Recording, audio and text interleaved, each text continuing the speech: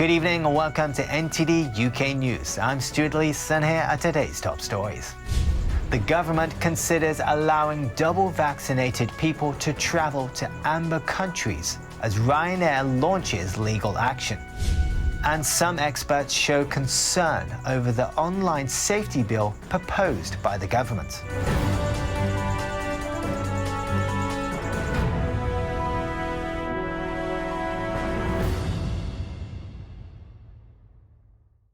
The government is considering allowing double vaccinated people to travel to amber countries without requiring quarantine on their return.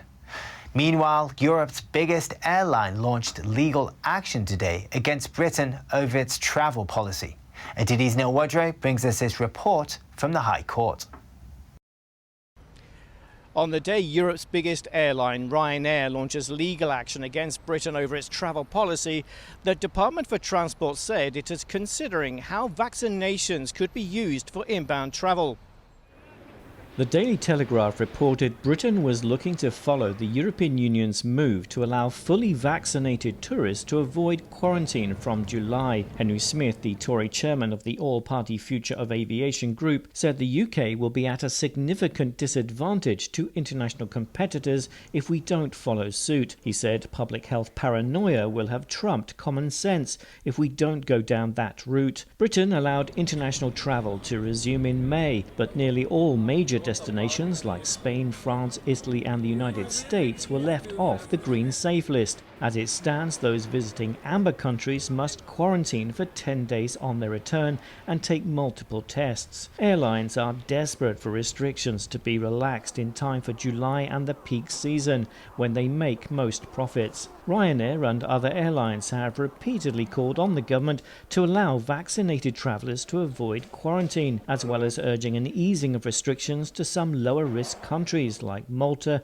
and Spanish and Greek islands. Ryanair has teamed up with Manchester Airports Group to file papers at England's High Court on Thursday. The court papers will argue the British government should clearly explain how it makes decisions on categorising countries, given the dramatic impact these decisions have on the aviation industry. The safe list of green destinations is due to be updated on June 24th, and the government said in April that it would review travel policy by the end of June. Neil Woodrow, NTD News, London. An education recovery plan to help children catch up after the pandemic could include a longer school day. But a Snap poll finds the idea is unpopular with the majority of school leaders. NTD's Jane Werrell has the details. A poll finds extending the school day by half an hour to make up for missed time isn't the preferred option for most school leaders. The survey by the National Association of Head Teachers shows 70% thinks one-to-one and small group tutoring run by schools themselves should be the main focus for additional funding. The poll of more than 700 school leaders shows a lack of support for the National Tutoring Programme, which is the government's catch-up scheme. The General Secretary of the association says the bureaucracy surrounding the programme feels like pressure rather than help. He's calling for flexible funding for schools to get on with the job in the way they know works best. A spokesperson from the Department of Education says they're giving over £900 million to schools that can be used flexibly, and £500 million directly to schools for tutoring. It comes after the school's catch-up czar, Sir Kevin Collins, resigned. He said the government's £1.4 billion catch-up fund fell far short of what's needed. The Home Office Minister says an extension to the school day has not been ruled out. Jane Werrell, NTD News, London. The government says the Prime Minister is a massive supporter of Health Secretary Matt Hancock. This comes a day after Dominic Cummings publicised a private message showing the PM criticising Hancock as hopeless. NTD's Eddie Aitken brings us the latest. Dominic Cummings published a screenshot on Wednesday in which Boris Johnson described Matt Hancock as totally hopeless. The former chief advisor to the Prime Minister shared a WhatsApp conversation where Johnson was discussing COVID testing. In another message about the procurement of ventilators, Johnson said Hancock has been hopeless. Downing Street has not disputed the authenticity of the messages, but insisted the PM has full confidence in the Health Secretary. Jessie Norman, Financial Secretary to the Treasury, told media outlets on Thursday that the Prime Minister is firmly behind Mr Hancock. He said Boris Johnson is a massive supporter of the Health Secretary, and there can be no question of loss of confidence. Eddie Aitken, NTD News. The government is pushing forward with plans to regulate the internet like broadcast television. But many organisations are concerned it could suppress freedom of speech. NTD's Simon Veazey brings us more on this. The government wants to fence us off from the dangers of the internet, not just from illegal things, but also from so-called harms and disinformation. The online safety bill was introduced during the Queen's speech last month here in Parliament, but some campaigners worry that it may swap the problems of big tech for the problems of big government, leaving the door open for Big Brother. The most ambitious attempt to regulate the internet in the free world. That's how the draft bill is described by fans and critics alike. Broadcast regulator Ofcom would be empowered to fine or block tech companies for violations. Some groups such as the NSPCC and One Lords Committee want the bill to go further in protecting children. But many other organisations are worried. Big Brother Watch describes it as state-backed censorship. The Free Speech Union says it's a serious threat to freedom of speech. And Open Rights Group describes it as Kafkaesque.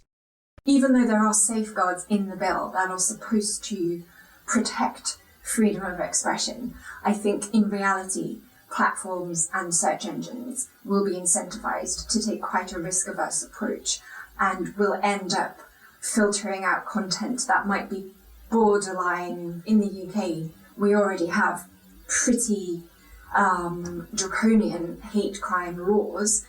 She gives the example of a Scottish woman who was charged over a series of tweets that were deemed by some as transphobic. That kind of content would not only render the individual who posted it susceptible to criminal investigation, but under the bill, the platform, Facebook or Twitter, who had originally hosted it, would be mandated to filter it out at source, so it would never have seen the light of day. Like many others, she's particularly worried about a category of harmful content. But there's also going to be powers for ministers and the regulator, Ofcom, to further flesh out the definition and come up with specifically designated content that will always be deemed harmful. And this is where we're expecting to see things like misinformation and disinformation being called harmful. She says this could apply to public health information. So you can claim a harm there, even though, as we have experienced in the past year or so, oftentimes things that are claimed to be disinformation turn out to be fair comment or useful challenges to prevailing wisdom from authorities. So that's that's a particularly worrying aspect. And then there's the whole question of, is it really the government's duty to protect people from reading things that might upset them? Part of living in a liberal democracy is that you read things that you disagree with and that might challenge you, and that actually might even upset you. How is this sort of any more a cause for concern than just, say, regulation of broadcast television, for example? So actually I am worried about broadcast regulation, and I don't agree with the way Ofcom operates as a broadcast regulator either. The Department for Digital, Culture, Media and Sport did not respond to a request for comment in time for broadcast. The government has already watered down the bill over concerns about online harms. With free speech a growing concern on Tory backbenches, this bill may yet become another battleground in the so-called culture wars in the coming months. Simon Veazey, NTD News, London. Inflation just hit 2.1%, jumping past the Bank of England's target. Economists only expected it to rise to 1.8%. NTD's Patrick Hayden has more. Inflation unexpectedly soared to 2.1% in May, up from only 1.5% in April. It's the first time it's gone above the Bank of England's 2% target in almost 2 years. The CPI data shows fuel prices in May were almost 18% higher than a year earlier, while clothing and footwear costs rose by 2.1%, as people bought new outfits as they finally left their homes. And it's expected to rise even more in the coming months. The Bank of England expects inflation to hit 2.5% by the end of the year, before settling back to its 2% target. That's as cost pressures fade and supply chains are running better. Investors around the world are assessing the risks of a sustained jump in prices. That's especially so in the US, where annual inflation hit 5% in May, the highest in almost 13 years. Patrick Hayden, NTD News. Two big sponsors of Euro 2020 were publicly shunned by footballers this week. One expert says big brands may need to rethink their strategy. NTD's Joanne Robson has the details.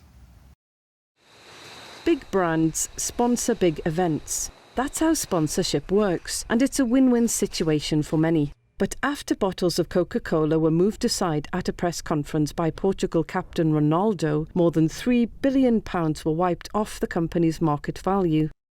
Neil Graney, assistant professor at Durham University's Business School, says the big brands will recover from the incidents, but this might trigger a rethink. I think what kind of the bigger brands need to concern themselves with is two things really, in terms of how they activate their sponsorship. Is such things as Coca-Cola bottles or Heineken bottles in press conferences, is that outdated? Is there better ways of kind of activating that sponsorship? One day after the Coca-Cola incident, France midfielder Pogba removed a bottle of Heineken beer at a news conference after he was named the man of the match. Pogba is a practicing Muslim. Obviously, looking ahead to the next World Cup next year, then alcohol kind of sponsorship is going to be a real problem with Qatar 2022. So there are some natural developments that will kind of realign sponsorship deals with the likes of UEFA. Graney believes the big brand's money is too much for the UEFA to turn down. But he says the big brands themselves will need to rethink what they want to be affiliated with. Joanne Robson, NTD News. Danish footballer Christian Eriksen, who collapsed on the pitch last Saturday, will be fitted with a heart-starting device. The 29-year-old suffered a cardiac arrest during a Euro 2020 match. Since then, many fans have sent their well wishes, and one English fan made a special portrait of him. NTD's Eddie Aiken has more. To celebrate the recovery of Christian Eriksen, who suffered a cardiac arrest on the pitch during a Euro 2020 match, an English football fan has built a portrait of the Denmark midfielder using 500 coloured cubes. David Wright from Huddersfield says he was shocked and feared the worst. After Eriksen made his first public comment, Wright decided to make the portrait as a celebration. He says he also made cube portraits of other famous people. 29-year-old Eriksen posted a picture of him giving a thumbs up in a hospital bed and said, "I'm fine under the circumstances." He also thanked fans for their greetings and messages. Eriksen collapsed just before half-time in the match against Finland and was taken to hospital after receiving CPR on the pitch. Eddie Aitken, NTD News. Wimbledon tickets went on sale today, with online booking replacing the traditional postal ballot and tickets for tennis clubs. The championships had originally planned to run at 25% crowd capacity, but the government intervened, more than doubling the number of tickets available. Centre Court will seat full capacity crowds of 15,000 on finals weekend. The Prime Minister says he sees Wimbledon and the Euro 2020 football as crown jewel events, showing Britain's COVID recovery to the world. The tournament begins on Monday.